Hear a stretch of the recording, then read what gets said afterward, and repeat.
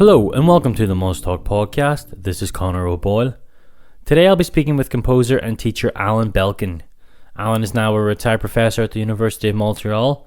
He is still an active composer and has composed a wealth of music, including 8 symphonies, 4-string quartets, violin and piano concerti, and much more. He has published several books on composition, harmony and counterpoint. We talk a little about his new book, Musical Composition, Art and Culture. Alan is an extremely gifted and knowledgeable teacher who has a YouTube series where he posts full courses, for example on analysis, counterpoint, modern harmony. We get into some of his areas of expertise, including counterpoint, harmony, orchestration, finding your voice, and much more. So without further delay, I give you Alan Belkin.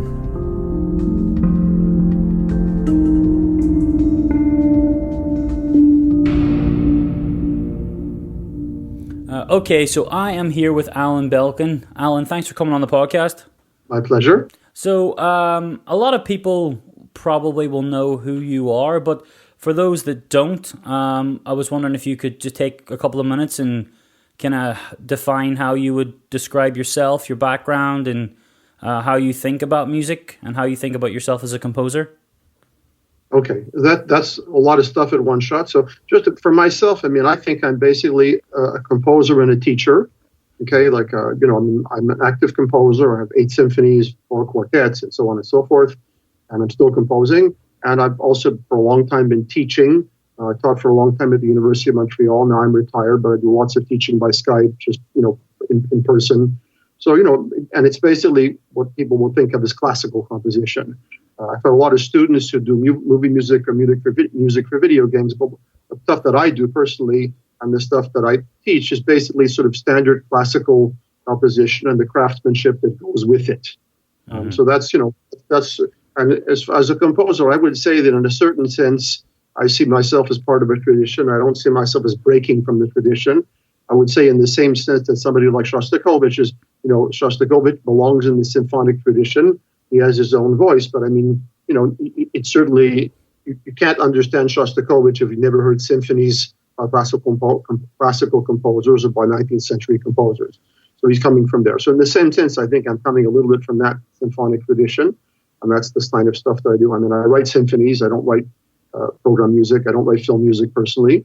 So, that's sort of basically my orientation. And for teaching, I happen to believe that most serious music, and by serious, I don't mean classical, but I mean music that's not just fooling around. Anything, even good music for a video game or for a film, requires a certain kind of craftsmanship that's pretty much the same as for classical music. So that's what I'm interested in. I've spent a long time learning it, and I'm interested in showing it to others. And it's, what kind of thing I think there's really no end to it. So when I say I feel like I'm part of a tradition, part of it is that I can still open a score by Brahms and find I have stuff to learn. And that's a wonderful feeling. It's really nice to feel like there's all this stuff out there that I don't know, and I can still learn it. I would hate to feel like I learned everything and could learn anything anymore. So that that's sort of a large overall, sort of describes a little bit who I'm at and who I am and what I'm doing. Okay, that's great. So you are very much in that sort of classical tradition, but I think now classical is such a broad spectrum. It covers so many centuries that we're not really confined to even orchestral music. You've got experimental electronic music, in the mid-20th century, which could be, I think, is taught in classical conservatoires and universities. So you come out of a strict tradition, obviously, that starts with Haydn and goes through, several different upheavals through Beethoven and, Brahms and Shostakovich right up to the present day. Right. So what led you to, to follow in that particular path as opposed to, opera or any other avenue that you possibly could have found yourself composing in? Right. That was, that gets me into a little bit of my musical background.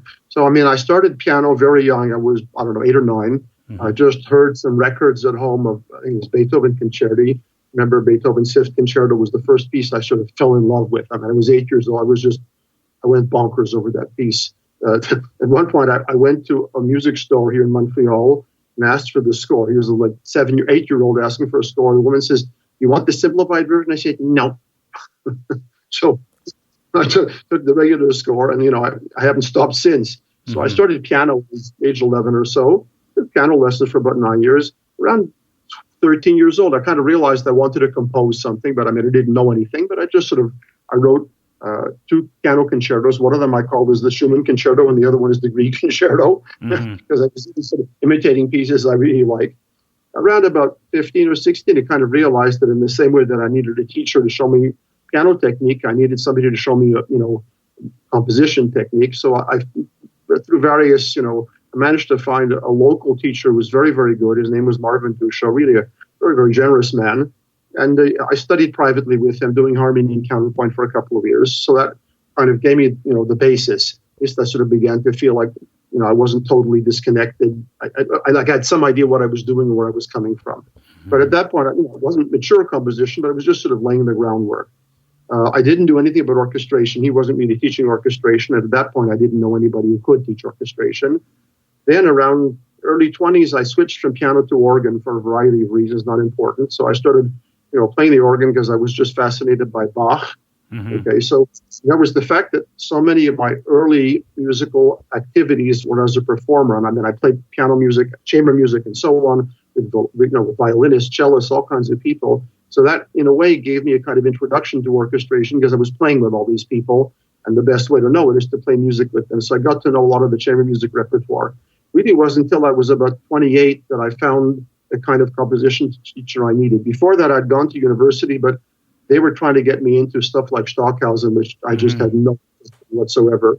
So I didn't really continue that composition stuff. And then finally, through a friend, somebody connected to me to David Diamond, who was teaching at Juilliard at that time. And then various things happened, and I ended up doing a doctorate at Juilliard, and they were much more open to the kind of music I wanted to write, which was basically symphonic music. In other words, my beginnings as a performer sort of, I would say, connected me into what I would call the classical tradition. And I just loved the music. I just wanted to write some of it myself. Yeah. So, and that was the earliest thing. Then, unlike, when I was studying and they were trying to convince me to write like Stockhausen, which, as I say, I had no interest in, Juilliard, they were much more, first of all, craft-oriented, like you expected to be able to do something well.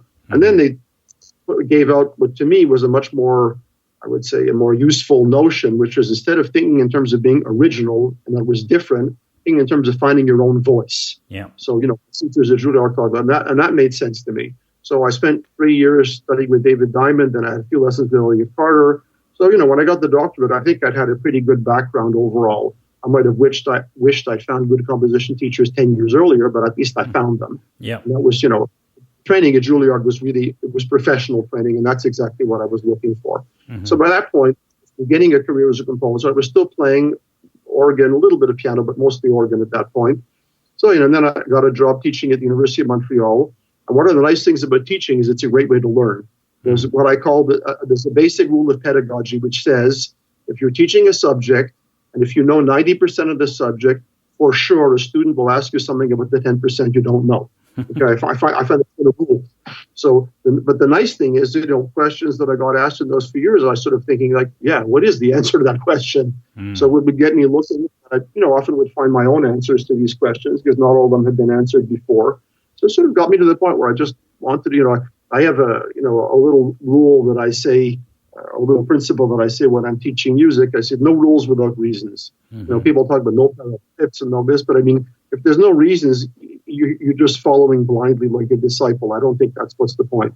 So, having had a good education and teaching forced me to start thinking about, well, why do we teach it this way as opposed to that way? It's not just an accident, So anyway, that got me thinking about things in a different way. And combined with the training, I finally did get, that was in my 30s. I was sort of off on my beginning on my own path. So, in other words, my background in music was so much tied to the music that I loved as a pianist. I loved Chopin, I loved Rachmaninoff, I loved Prokofiev, all that stuff.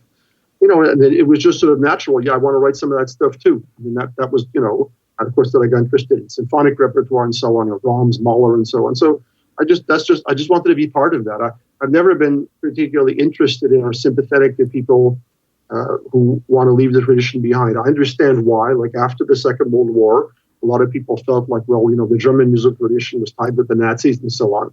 But I didn't see it.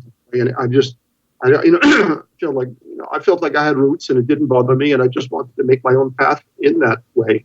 So Juilliard was what really made me into more of a pro as far as that goes. So that I think that's what sort of got me in the path that I was on, the path that I'm still on now. I mean, I've had various ups and downs, but that's I think where I still go, and I have no problem sort of being part of that. And my teachers at Juilliard helped me find my own voice. So that took a while, but they emphasized that in addition to the craft. So that was really what got me going, and I'm still at it. That's fantastic. You're actually my introduction to the repertoire as well was via Beethoven. So we have that in common. I think a lot of people first fell in love with a Beethoven piece of music. For me, it was the Seventh Symphony. That's a biggie. Yeah, those opening bars just had me hook, line, sinker. There was no going back after that. But talk to me about the method of education. So obviously you talked about looking at scores and studying how the composers achieve what they did by looking at their work. I imagine that the education has somewhat shifted in the past 25 years. Obviously you being a teacher, you would be able to testify to this. But with the rise of technology and computers and software like Sibelius and things, I imagine that you would have been pencil and paper, and you would have learned that way. Right, sure, yeah. I had to write full scores out on paper, and I remember when I had my first orchestra reading at Juilliard, having to make a little change in the parts. Adding one bar was just hell. Mm-hmm. I mean, it's the kind of thing in notation software, it's trivial, but you have to add one bar to the orchestra piece and redo all the parts to add that one bar. It's really, not a lot of fun. So that it's nice that those things have changed. Other things have changed too. I mean, certainly now it's possible to do a really nice mock-up. I mean, if those days, let's face it, not too many of us have an orchestra handy at home. Yeah. Right. I'm not that kind of rich. I wasn't certainly one then either. I could do that. So now the fact that it's possible to do a really good mock-up, that definitely helps. I mean, I would spend a fair amount of time now doing a good mock-up of a piece, because you can make something that really can give a good idea of it. It's not, it doesn't sound like finale playing, metronome style. Mm-hmm. So, that's the technology has been enormous. There are other technological things that have less concerned me. I mean, I'm not a film composer. Obviously, for film composers, there's a whole lot of stuff concerning the visual and the musical, but that's not really something I've had much to do with. Mm-hmm. But, it's made a huge. But the other difference, which is also, it's a big difference, is that now when I was studying music, we're talking, in the 1970s, 1980s, at that point, if you wanted to study whatever, counterpoint or composition, you had to find a teacher who was local. Mm-hmm. I mean, and if you didn't find a good teacher locally, you're pretty much stuck. I mean, when I did my doctorate at Juilliard for various personal reasons that aren't important, I actually had to commute there. I went there once a week for 4 years. Okay, every week I go for one day, leave in the morning, come back late at night, because I needed the job that I had here to be able to pay for my trips there. Yep. Well, nowadays we get students from all over the world, and we talk on Skype or WhatsApp or whatever, WhatsApp, and it's a different thing. The good thing about it now is that the competition is no longer the guide on the block. The competition is the really good people. Mm. So if you're good, if you do and you're serious, I mean, I'm taking, for example, of Thomas Goss, who runs the orchestration online group on Facebook, like 30,000 members. It's a very good group. I mean, he couldn't do that if he were just your average guy. Thomas is a very unusual guy who really knows his stuff more than the average. I mean, most of the people I know who teach the same subjects locally here aren't as good as Thomas is. So, that in those days was unavailable. So now it is, and that means if you find that you want to study with Mr. X or Miss Y, now it's possible, by long distance, which it just wasn't then. Mm-hmm. So I think that favorizes the good teachers and it screws the bad ones, but that doesn't bother me. Yeah, that's okay. My question is, do you think that not the quality, but the nuance of composition has changed because of the introduction of technology, where you would have spent time imagining, what that instrument would sound like, and you would, have the more you did it, the sharper your intuitions would be. Whereas, I sometimes I feel that, you get a kind of the case of a dog or a tail wagging the dog here, where you're being guided compositionally by the technology as opposed to, how the classical masters would have done it. They would have just had so much control that they would have been able to, manipulate the music in whatever way they saw fit. Right. Well, the thing is, it's certainly true. For example, I have one student who writes music for video games, and he says that often what he gets is a MIDI file from somebody who can't write music, who played it on a MIDI keyboard using a Bones patch or something, and they're doing things that Bones could never play in 100 years, but they just sort of plunk it on the keyboard. Yeah. So that's the extreme, and you even have occasional movie music composers who can't even read music very well. That said, in any kind of serious situation, those people have hired arrangers and orchestrators to do the job for them. And I certainly think that, John Williams or somebody like that who does have a serious sort of composing background, in my opinion, is way, way superior to somebody who has to do. John Williams uses orchestrators sometimes, but he's capable of doing it himself. So he can give you an idea. Somebody who doesn't know anything about it, he's sort of stuck with what other people do. Certainly, as a classical composer, I'm not interested in that at all. Yeah. And I would say that, again, the fact of being able to do mock-ups is really important now because, I had a bunch of orchestra readings when I was at Juilliard, but to learn the kind of stuff that I've learned from mock-ups, I would have needed hundreds of readings, not like 5 or 6, and hundreds of readings. So most people don't have access to an orchestra to that extent. So, in that way, the technology has changed it, and it's like any tool, it can be used for good or for bad. If the person thinks they're a great musician because they bang out a few chords on a MIDI keyboard, well, they have a lot to learn. On the other hand, if you're using the tools for what they give you, and if you at the same time realize, like even to make a good mock-up, you have to know what it should sound like. It gives you an idea, yes, but you have to know if you put the flutes louder than the trombones, well, that's not realistic. Yeah. You have to know that. If you listen to Finale and the clarinet sounds louder than the trombone, and if you don't know anything, you just figure that's true. Well, that's baloney. Yeah. You just have to learn. So, it's like any tool. Depends what you do with it, but it can be wonderful. And certainly I've seen no end of people, including myself, who have used it and learned a ton from that stuff. So, it's kind of changed. But I still get plenty of students who eventually want to write for video games or for classical, for films, I should say, but they want a classical background. That's still quite common. And, I'm happy to provide that sort of thing for those people, because I still believe that the best people, even in commercial music, know what they're doing. They're not just bang out something on a keyboard. Anyway, so, that's how I see it. So part of my job, I think, is to give some of those people the background. And one of the nice things about it is once you have the background, you can appreciate classical music more. When you see how Beethoven handles, let's say, transitions, if you never tried to write a transition yourself, you might not realize, like, boy, this guy really has some interesting ideas about transitions. And once you've studied it yourself, it's like, okay, wow, this is really something. So that's a side effect, learning this stuff, you start appreciating what's really good about some of these composers, the greater composers. Okay, well, let's take it back to we'll talk about some compositional techniques. You said that you became interested in Beethoven first and then you found Bach. Is that right? Yeah. But, I knew Bach already, but when I started playing it on the organ, I sort of developed an intimate acquaintance. I played most of the Bach organ music in my years as this. It just gave me there's passively getting to know music and actively. Yeah. If you're passively, you can listen to it and that's fine. You can even watch with the score. But it's a whole other thing when you have to perform it yourself.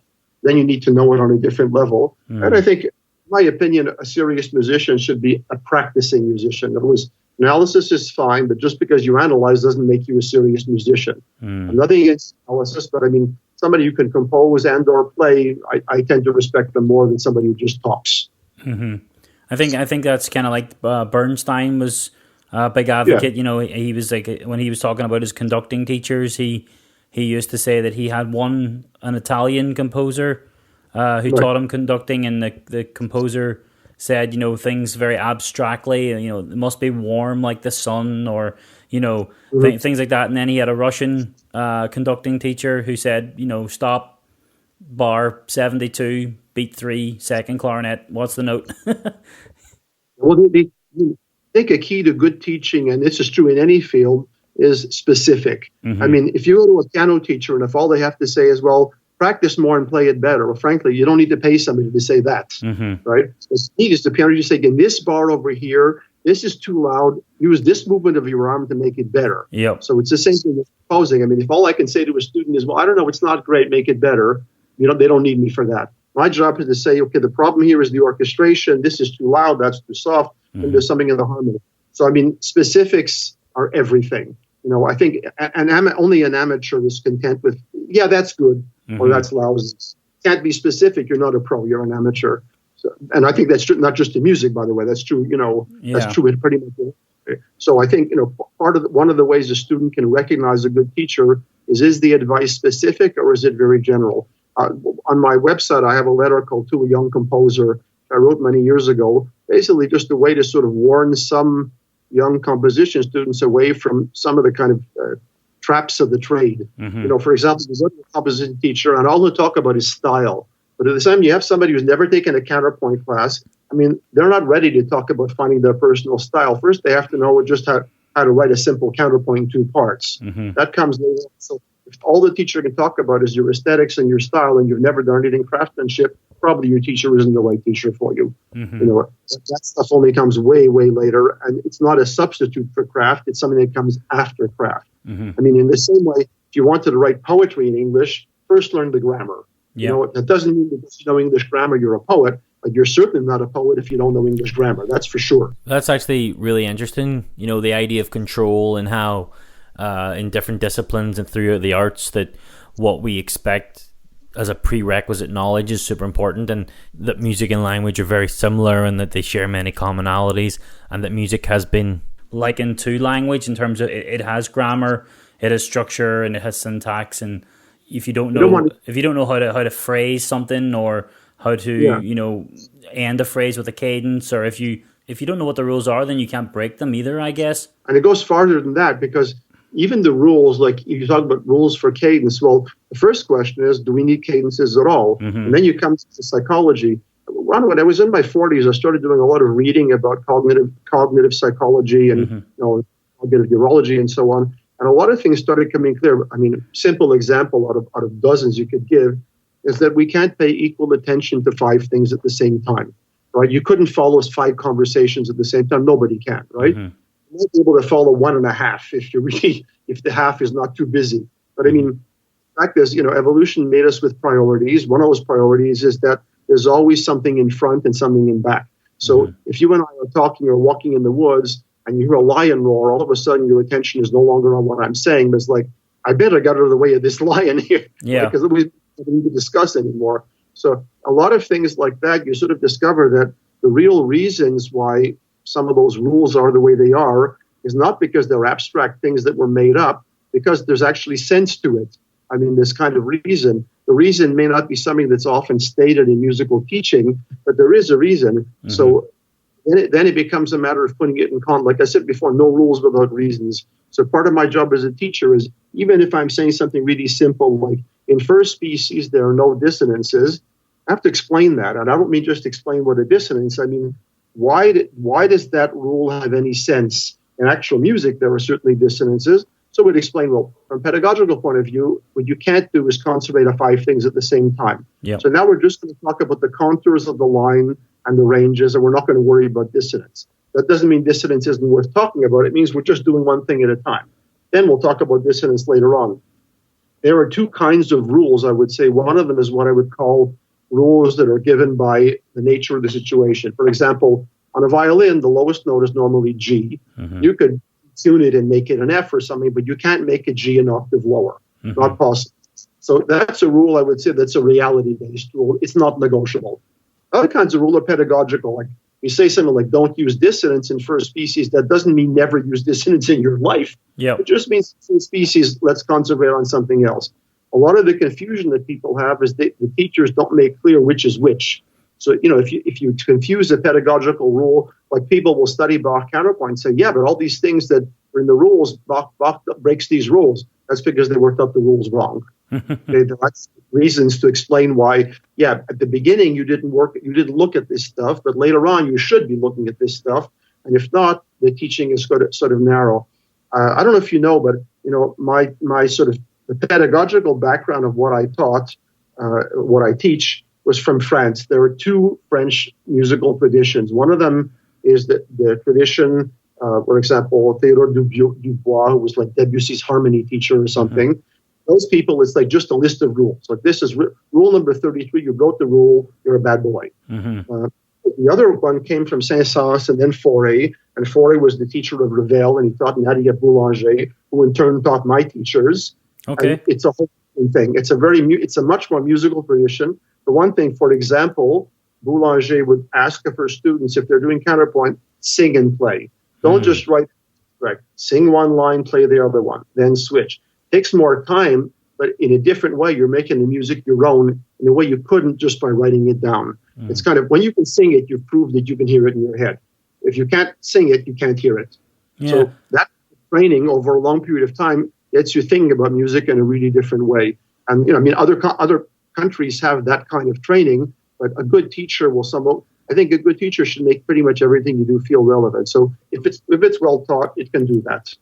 So when you are composing, or when you're sitting down to, or when even you get a theme or a motif in your head, are you thinking about the structures or the rules, or is it kind of like I think it was Einstein that said, education is what remains when you forget all you learned.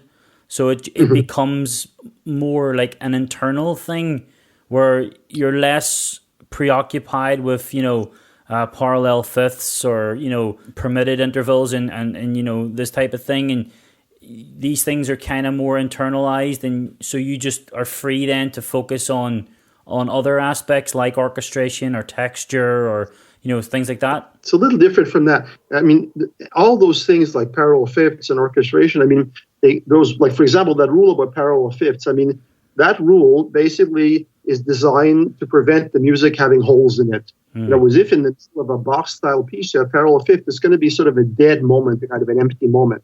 And when Debussy uses parallel fifths, he's consistent about it, so it's not a problem. What you don't want is two parallel fifths in the middle of something that sounds very rich and it's just going to sound like a mistake. Yeah. So, I mean, if you understand the rule right, like it's not like parallel fifths are evil. It's just like either use them in a consistent way or don't use them. It's not a matter of morally bad. So most of the rules can be understood like that. It's almost anything you can do in some situation will make sense. Okay, it might make musical sense, but you got to understand what's the situation that would make it make sense if you're going to do it. So in that sense, what happens is after you've spent a lot of time learning this stuff, I mean, it does become automatic, and in the sense your ear is tuned in. So if I'm writing, let's say, a very dissonant texture, and I find all of a sudden I have two chords in the middle, and they seem very sort of flaccid, usually it's because something could be parallel fifths or something along those lines is there. So, okay, I got to fix that. I just fix out for no good reason. I mean, it's the principle of composition. Don't attract the listener's attention to something that isn't worth paying attention to, or that's going to sound like it was a mistake. So that part, I would say, has become automatic to me by this point. I call it my internal checklist. Whereas if I listen to a student's work or my own, there's a lot of stuff I'm going through my checklist. Is it this, that? I mean, but that checklist took many years to internalize. It didn't happen in 2 days. So that's already there. Obviously, a student doesn't have that before doing any work. You have to do something first before you do a lot of training. What happens then is interesting. Like up to the time I went to Juilliard, I had this idea that when you wrote a piece, you started from bar one and you took it at the end. But then Mr. Diamond talked to me, and I sort of discovered something that is almost idiotically obvious, but it wasn't to me then, which is that a lot of great composers don't start at the beginning. They start with an idea. If you look at Beethoven's sketches, the first sketch isn't always bar one. Now what I would do is I would just, first of all, I mean, assuming I know what kind of piece I want to write, am I aiming for a piano prelude that's 2 pages long or a symphony that's 40 minutes long? It's not the same thing. But with the framework of what I'm aiming at, I just start sketching. So the sketching could be little motives, little bits of harmony, could be a phrase, could be a rhythm. I mean, pretty much anything that comes. At this point, there's no point being critical. You just get as much stuff on paper as you can. It might, like I said, the ideal here is to get a large pile of paper in front of you. Okay? You're not worrying about what's it going to go, is it any good? You want to build up a pile of ideas. Once you got that, that's the first step. At that point, you shouldn't be overly critical. Next step is you go through your pile of ideas, which will be proportional to the size of the piece. Then you start saying, Okay, this one, nah, this is not so hot. I think I'm going to get rid of this one or save it for another piece. Then you go to another one, you say, this is great. And I kind of have this feeling that this one here, maybe that would go better after the one over there. Mm-hmm. So what you do is sketches and you start elaborating the sketches. So instead of one bar of a certain idea, now let's say we have 20 or 30. So the sketches that I think are worth developing, I work on them. So, okay, now we have, let's say, a pile of sketches, but now it's not one bar. Now it's like a whole page worth of stuff. Okay, so then I'm saying, like, look at these sketches. Now, what order should I put this in? Well, I got to have a climax somewhere. The climax can't be right at the beginning. So I'm looking and say, this might be good. Maybe this one make a good climax. So I'm thinking about that. I'm looking and saying, this would be really great after that. And maybe if I put this one instead. Then I'm trying out orders. There's a famous story about Stravinsky. Somebody went, I think it was Elliot Carter, was visiting his house and went to his composing studio. And he saw Stravinsky had all these little pieces of paper on his composing desk. And he was sort of juggling around, trying out different orders for them. Like, maybe I'll do instead of that. It's kind of a cool idea because although it happens to fit Stravinsky's style very well, it's actually not a bad idea for anybody. Mm-hmm. So you just things out. At that point, you're not too much committed. The more you go on, the more you get committed to a specific order of things. This goes well after that, then I need to transition to get from here to there. And the piece sort of takes on life from there. In other words, I think it's a more organic thing because the form is developing out of your ideas rather than being something sort of an abstract jello mold that you're pouring the jello into. Now that seems, of course, that somebody already knows what they're doing. Obviously, a beginner can't do that because they don't have any of the sort of reflexes. They don't have the fluency. But after a while, you kind of think, well, like, this could go well here. This could be a good climax compared to that.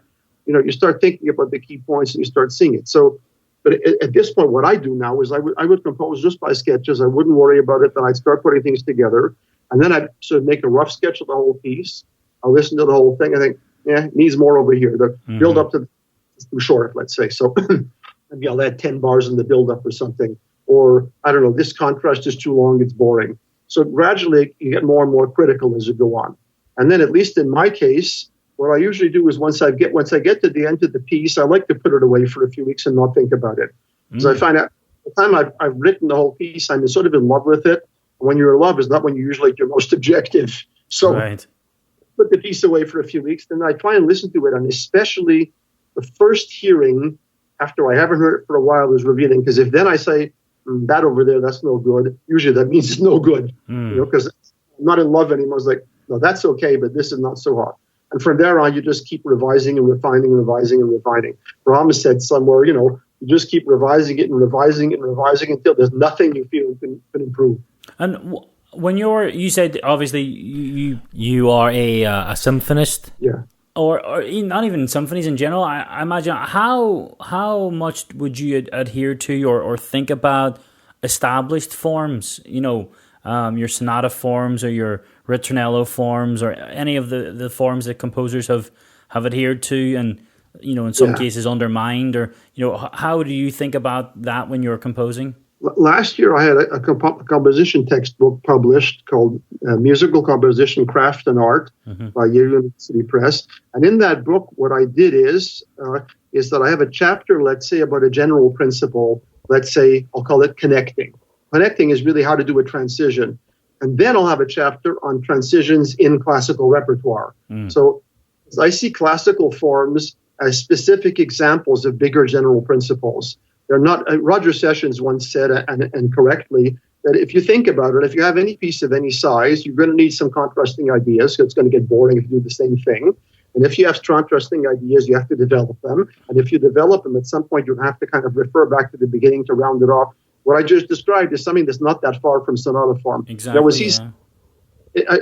he's saying is that in a piece of music, not an opera where there's a story, but in a piece of abstract music, a lot of those principles, again, correctly understood, they're not so much traditions as they're just standard ways of dealing with problems. So, if I write a symphony, I'm not necessarily thinking of putting it in sonata form, but some of the big movements will inevitably end up resembling something like a sonata form, just because the same necessities that created sonata form are there if I'm trying to write a big piece for orchestra, let's say. So I don't think of those forms as molds to pour stuff into. I think of it just like they give me a sort of general feeling. For a student, they're useful because at the beginning, when you've never written a big piece, it kind of gives you something to hold on to at the beginning. Eventually, you start saying, okay, I could change this. Well, this is the transition, but I'm going to make it go over there. and you sort of take off on your own, just the way Brahms and Bruckner and Mahler, all those people did exactly the same thing. They eventually, you start realizing that they started off with sort of an idea, and then, okay, this would actually be better if I did it a different way. So they do it a different way, or they play around with it until they finally get to the point like, okay, now this is what works. So in other words, I don't see a contradiction between knowing the standard forms if you understand them correctly, as opposed to just they're sterile. It's like the parallel fifths thing. If you think of it as a God-given rule, then it's kind of dumb. You think of sonata forms, like you got to do that.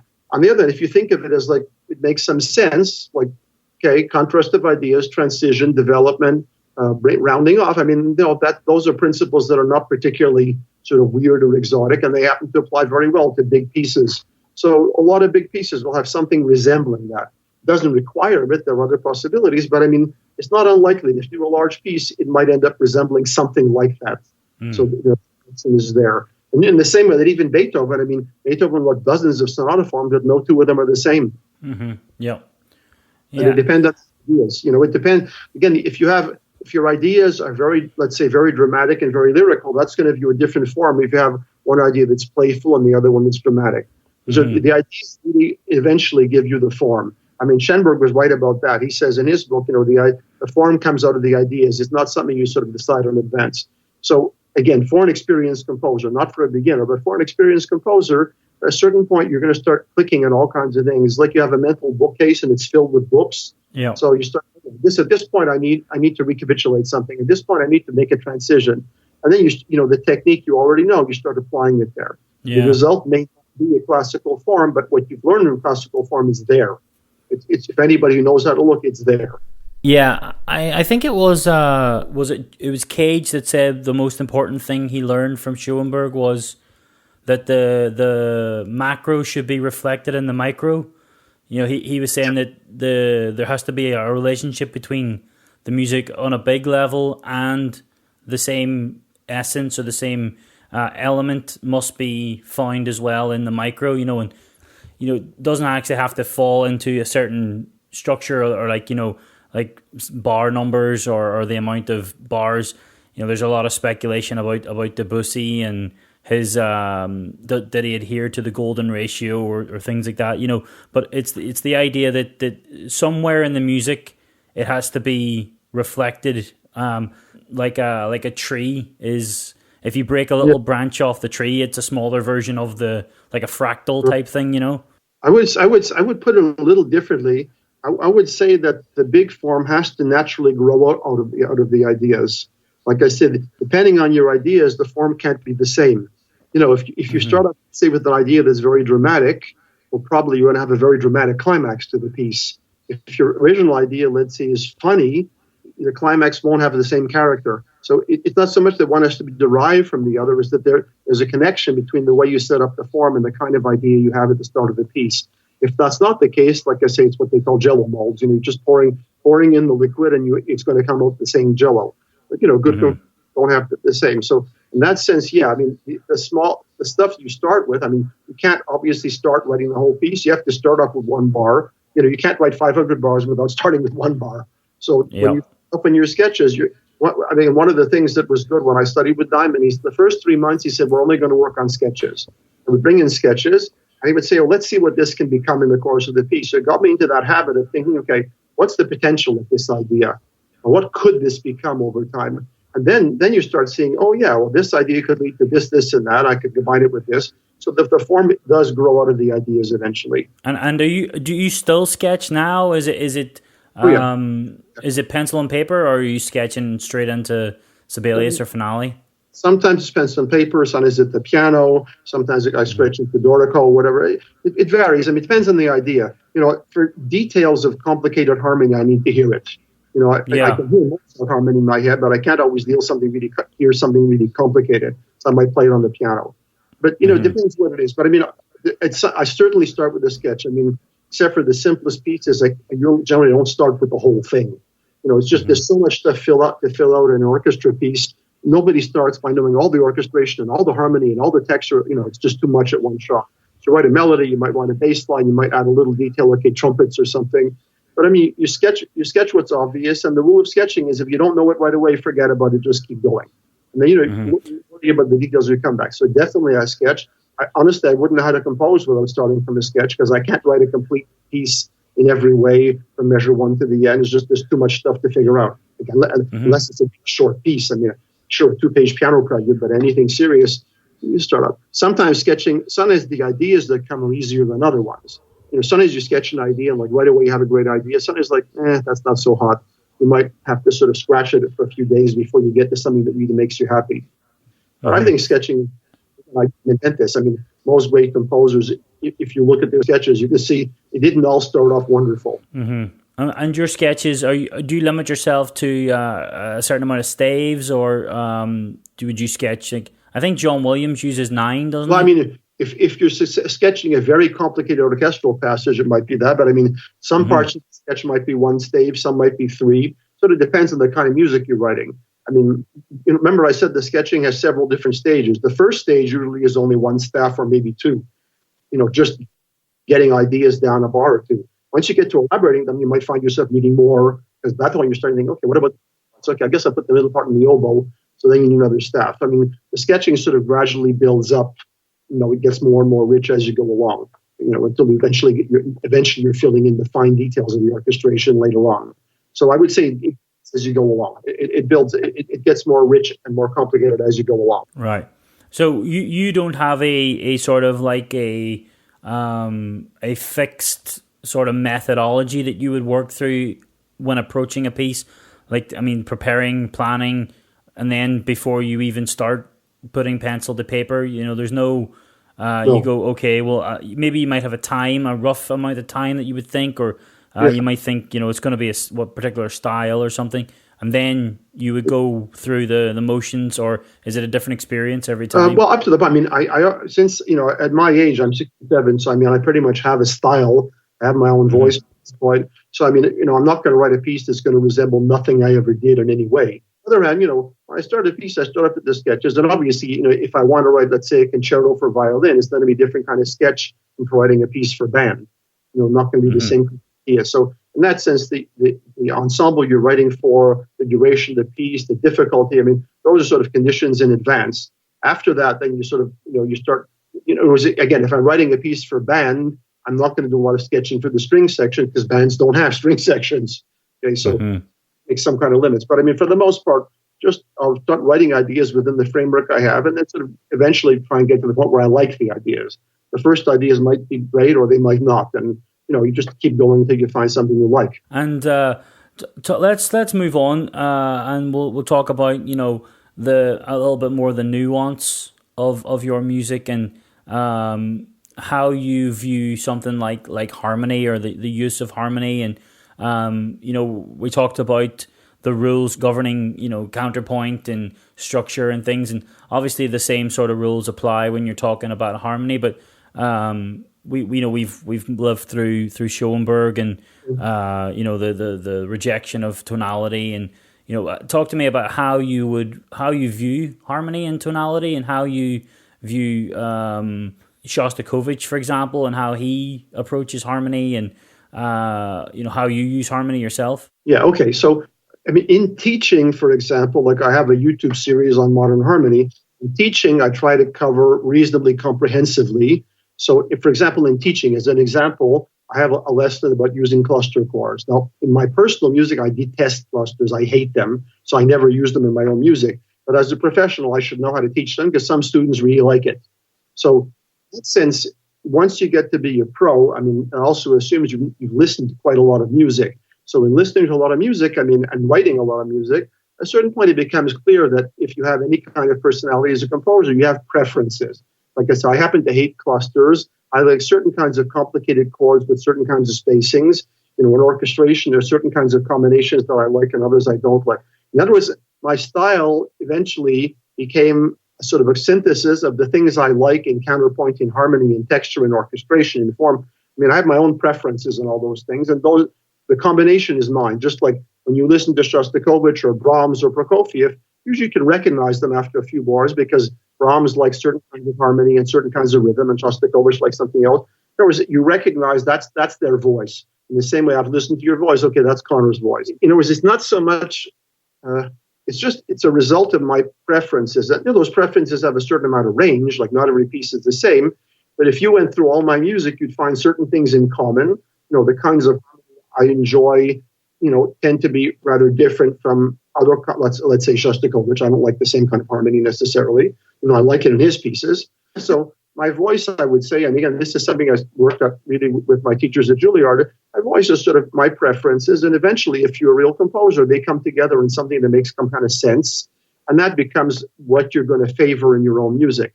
But again, since I've taught other people and taught courses, I can teach things that I don't use myself, because just other people might be interested. But, my own preferences have certain, I tend not to like harmony that's extremely chromatic all the time. I tend to like harmony that has a contrast between a passage that's quite diatonic and then something very dense. I find if it's super chromatic all the time, it gets kind of gray after a while. I like the feeling that it's dense and then you get something very sort of clean and open. And, I like those kind of contrasts. So that means my harmony is sometimes fairly simple and diatonic. Sometimes it's more complicated, but it's never super complicated, chromatic, nonstop all the time. That's not my thing. Okay? And the same thing is true of orchestration and other things. There's certain things that I happen to like or not like. For example, in orchestration, I really don't like heavily doubled sounds all the time. Kind of person who always has the clarinet and the violas doubling each other, and the violin is doubling the oboe. Not my thing. I don't like it. So you won't find a lot of non-stop doubling in my pieces. I try to find other ways to do those things. But those are my preferences, and the same thing is true about musical forms and so on. So every one of those things, after a while, you sort of get certain kind of one thing that I like, for example, formally, is what I call interruptions. That was instead of finishing something and dying down, and then you start something else and you finish it and you die down, and you something else you fail. I like sometimes you have an idea and then all of a sudden there's interruption. So that keeps you in suspense. You want to know what's going to go on. In the same way as if you read a murder mystery or something, the most important rule is don't give the answer till the end. You don't tell the murder mystery reader who did it in chapter 2, because there's no reason to keep reading it after that. So the music has to sort of keep you in suspense, and one way to do that is an interruption, and you don't pick it up again till later on. You interrupt now, but maybe later on, 5 minutes later in the piece, you come back to it. That keeps the listener sort of interested and curious. So that's has to be something I particularly like formally. Not everybody likes that, but that's part of my style. So somebody who looks at my pieces, most of my big pieces have some kind of interruption at some point. There's other things too, but that's one of them. So all these dimensions, the craft has sort of become, at this point, my own personal preference. It's just the way it does for Brahms or Shostakovich or, Dutilleux or some other good composer. I think it's the same thing. So that's how I see it, myself. I like contrapuntal textures, so I use a lot of counterpoint, but it doesn't mean that's the right way to be. It just means that's what turns me, it makes my voice that way. But again, that's after a lot of training. You can't decide that before you can do. If you're not at ease writing counterpoint, there's no point deciding that you don't like writing counterpuntal textures. If you can't do it, the reason I don't do it is not because I don't know how. Okay, it's because I don't like it. I know how to do cluster harmony. I just don't like it. Okay, but I had to do it. I could.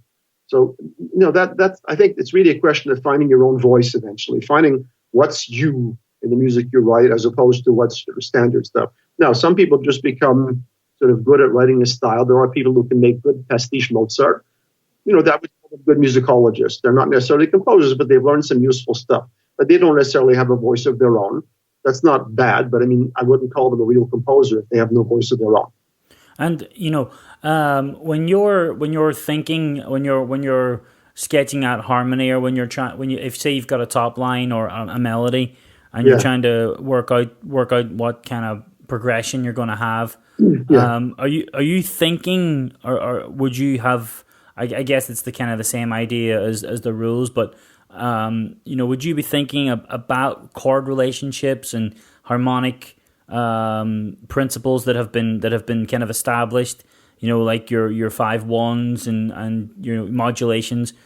That if you were teaching somebody, you would say, here is the correct way to modulate. You have to signpost with, say you're going from C and you're modulating to G. You introduce the F sharp, and that tells the listener that you're modulating and that there's a change coming. Would you think that way, or would you be? You said you liked interruptions, so would there be some sort of like rejection of that practice?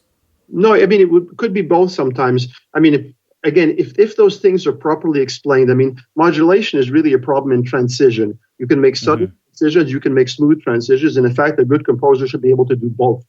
You know, if you have a large piece, you want to have occasionally a sort of sudden bump, but you don't want to have a bump every 3 minutes. Okay, so you have some transitions that are very smooth, others are less, and technically, a good composer should know how to do those things. It's exactly the same principle that determines the kinds of modulations. You need to be able to do both. So same thing holds, you know, in any department. I mean, if you know the reasons for what you're doing, usually you'll find a way to apply them in your own sort of in your own style. I would say I think of it more like that. So it's not so matter. So as from terms of harmony, I think that any style of harmony involves, let's say, varieties of harmonic tension. You don't want the same level of tension all the time because it's boring.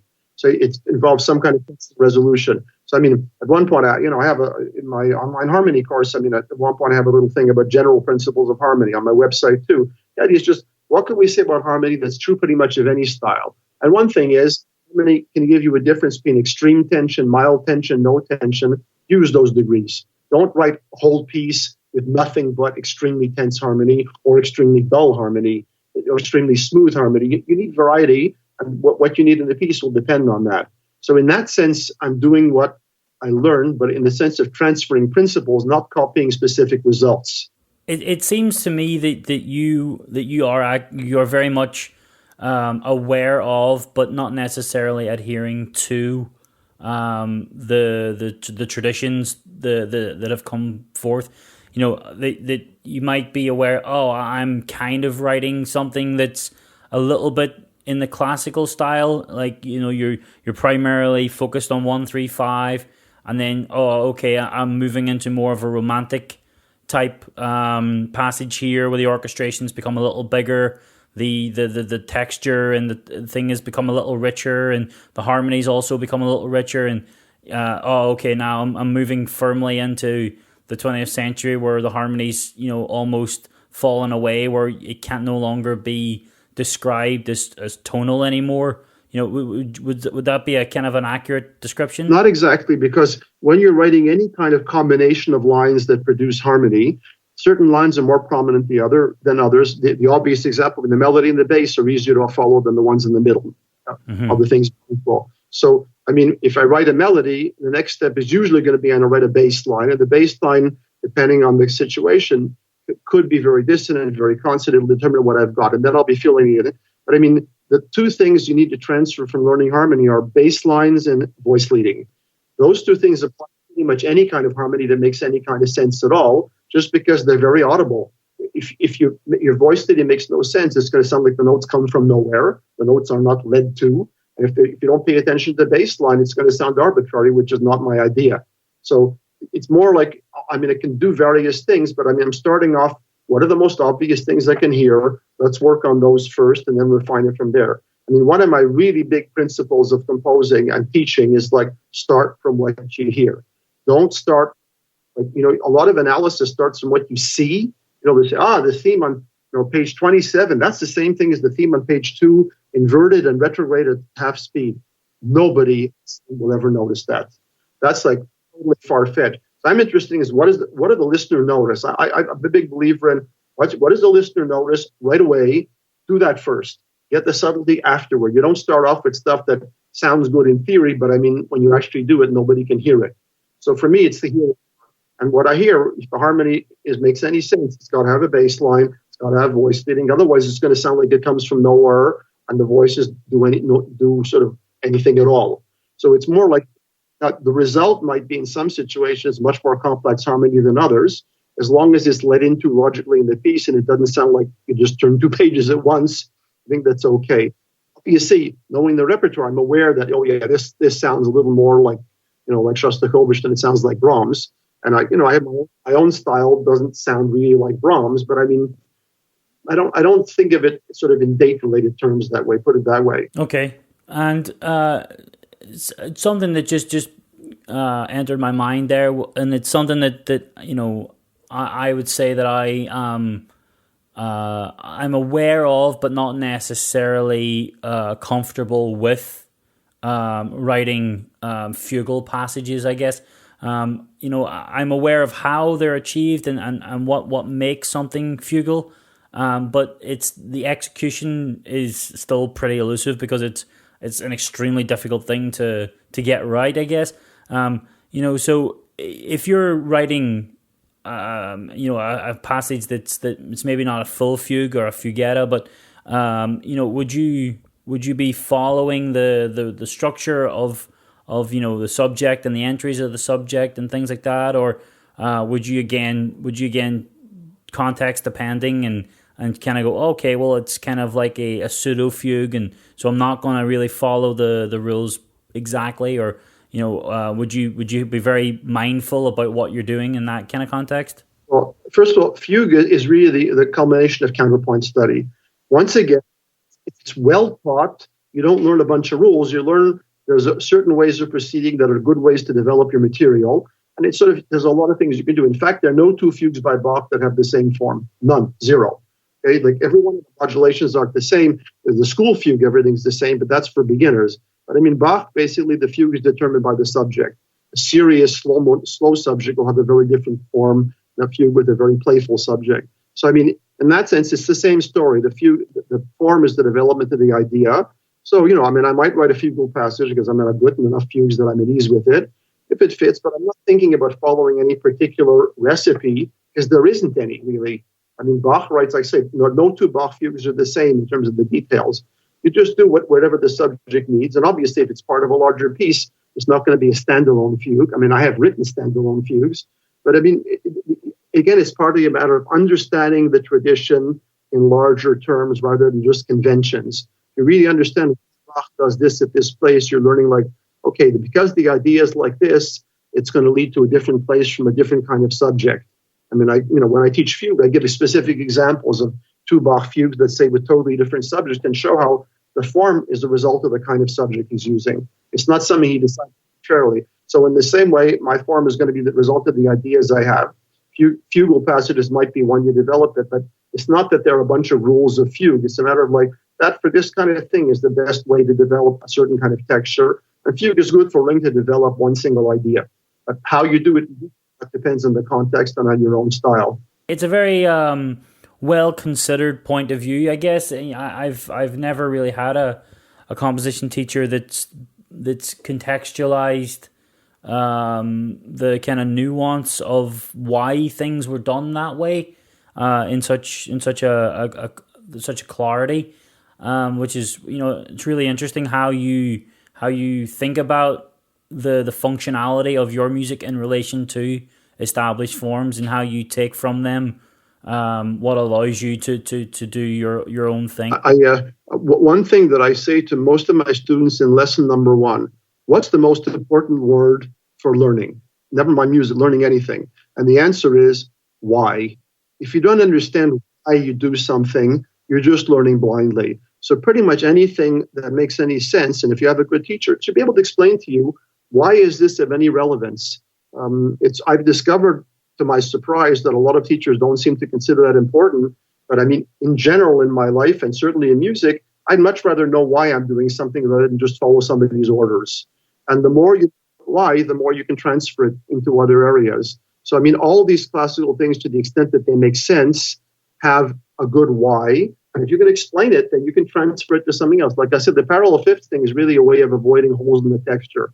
But that's the why. In a different kind of texture, maybe fifths aren't the problem. It might be thirds, but if you have a texture that's totally dissonant all the time, thirds do the same thing that parallel fifths do in classical music. They make a hole. You'd be treating thirds the same way, but it's a matter of understanding why. You're avoiding a hole in the texture. Okay, Alan. Well, I'm aware of your time, and I don't want to eat up the rest of your afternoon. So just talk to me very, very quickly about your online presence and the work that you've published, because I think it's extremely beneficial what you're doing. And you mentioned Thomas Gross as well, and the orchestration platforms online, and they're all wonderful communities where people can ask questions and get some feedback and things.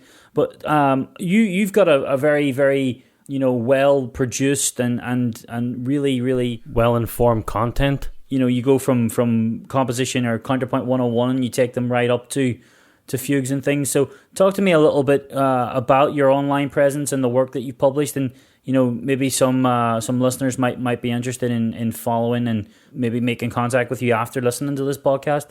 Yeah, I was really pleased a couple of months ago when I got a notice from YouTube that my channel had reached 10,000 followers, and now it's up to 11. So I think that's, and the basic principle when I'm putting stuff online, I mean, when you teach individually, of course, you set the program according to what the student needs. So every student is different. But on these online things, my basic principle is I want to put stuff up there that is not easily available elsewhere. The reason I put a modern harmony course up was that nobody else has really done one online that's of any significance.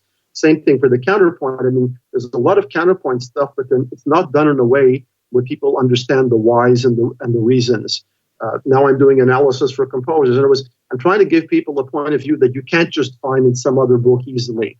If somebody wants to teach basic tonal harmony, I'm not going to bother putting an online course about that because there are some pretty good books to do that already. So my point is just what can I cover, based on my experience and this particular approach of mine where I like to explain reasons for things.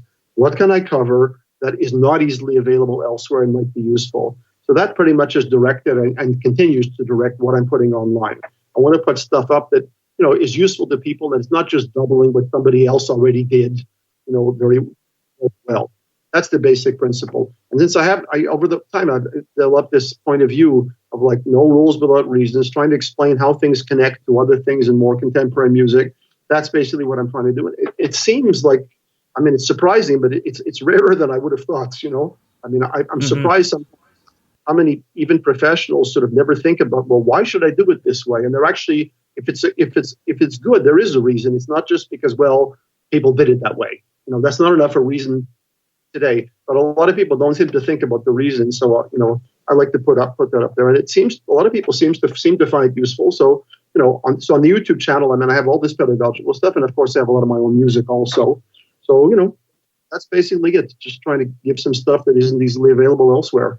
Yeah, I remember when I was doing my my master's thesis, I was looking at the work of Conor and Nankaro, and it was almost impossible to find anything. I went. I was looking at Tom Johnson as well. I'm not sure if you're familiar with Tom Johnson, the American kind of mathematical algorithmic composer, like kind of like Conor and Nankaro, but just trying to find works that are not works, even like anybody talking about. Yeah, it's like I just had to keep buying my lecturers coffee for them to talk to me about it.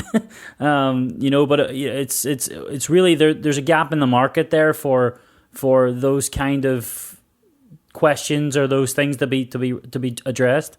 Right, and in the case of my stuff, I mean, it's more general than that because I'm not talking about specific composers so much as like ideas. Most, you can't. Nobody who's ever composed doesn't need at some point to write a transition. So if you don't have a transition, and to my amazement, when I was preparing for my composition book that was published last year, I was astonished to learn that there is no composition textbook that seems ever to have been written which discusses how to make a transition. It's wacko. They might discuss transition in a sonata form, but the actual principle of how do you connect one idea to the next, to my astonishment, nobody ever seems to have discussed it. Well, obviously, Beethoven and Brahms knew how to do it because they do it really well, and they do it many ways. So that was, again, that's why I have a chapter called Connecting. It's all about how to write transitions. So, some things that you'd think would just be totally, almost idiotically obvious, for some reason, it's like sort of the secrets of the guild, and even though great composers do this stuff all the time, nobody ever seems to talk about it. So I just figured, well, if I've learned a lot about transitions, I can sort of explain some of it. And again, I didn't invent this stuff. I'm just sort of saying, well, if I look at a lot of Beethoven and Brahms and Wagner and so on, gee, these guys are really good at transitions, so maybe I should learn how to do it. And, if they didn't write a book about it. So as it turns out, there's so much stuff that I also never saw a book about how to make a really effective ending. That's another thing. Any good piece has a good ending. Why does nobody ever talk about how to end? It's wacko. So, I mean, composition teachers talked a little bit about it. So I sort of, at one point, I thought, oh yeah. When I was studying with Elliott Carter, at one point he said, don't start a piece with a long diminuendo. I sort of went home and I never thought of that. And then I started thinking about why. And it sort of got me in like, yeah, in effect, anyway, left me to a whole lot of other stuff. So this kind of stuff, it's just astonishing, the stuff that nobody's ever said. You'd think it would be obvious, it just, so it makes it easy in a way because there's so much stuff to say, and it isn't super refined stuff that only one person with a doctorate will get. It's like if you ask somebody about the climax of the piece of music, that tends to be something they remember. I've never seen a composition book talking about how to make a climax either. Again, it's weird. It's just very bizarre, but it's true. So, it was just, the room was open to write, let's say, a chapter on how to make a climax. I want to teach that. So in a way, it's easy, and it's nourished by just the music I love. So just to finish up here then, where can people find you online, and, how can people get in touch, or is there any... do you do like Q&As, like live sessions where people can chime in some questions and you give them, you kind of have a ranking system or something that votes the questions up, and then you might address those questions, at a later date or in real time? There are three ways. People can follow my YouTube channel, which they get access to all the pedagogy and my own music. Obviously, that's not the place to ask questions. They get whatever they want. Then they can go to my website, alanbelkinmusic.com. Okay, and on the website, there's a lot of free pedagogical material in PDF format, like about counterpoint, about harmony, and so on. So that's a second source. Okay, and unlike YouTube channel, it's not an auditory source; it's a written source. Okay. Then I'm also on Facebook. I got a lot of people, sort of friend requests from people who just want to learn stuff. And the last thing is people, I do a lot of lesson teaching by Skype or in person if they're in the same part of the world. So, I don't tend to do Q&As, but a lot of people come for, it could be one lesson, could be 10 lessons by Skype, and then we can talk about it. Just occasionally, I will sometimes contribute to orchestration online or online forums, but usually if somebody has a question and it's not a trivial, a one-sentence answer, usually they're better off contacting me by email, alanbelkinmusic.com, that's my email address, at gmail.com. And then, if it's a trivial question, I'll answer it. If it's more complicated, I'll suggest we arrange a lesson or a discussion or something. Okay. Well, and is there anything interesting in the works at the moment, or is there any things that you've got kind of coming down the pipeline that you would maybe want to mention or let people know about? Yeah, I just finished a double concerto for violin and cello. It's not going to be performed right away soon, but that's just about hot off the press. I'm doing now the series I'm doing on YouTube is called Analysis for Composers, and the very next lesson coming in a couple of weeks is going to be about criteria. What makes a good composition? That's the next. There'll be other subjects following on that. So there's less. That course is paid for by Patreon. So like people who are willing to contribute $5 or something, that helps to pay for the expenses of the course. Mostly it's not for me; it's for the technician who does all the audio work and so on. And that's going on, and there's I have a list of topics a page long that I want to cover in there. So and there might be another book in the works, but I don't want to say too much about it yet because nothing's definite. Well, Alan, thanks so much for taking the time and coming on the podcast. I really appreciate it. It was very insightful and interesting, and maybe we can follow up after the next book's published. Okay, sure. Okay, so very good. Thank you very much for having me. Okay, take care. You too.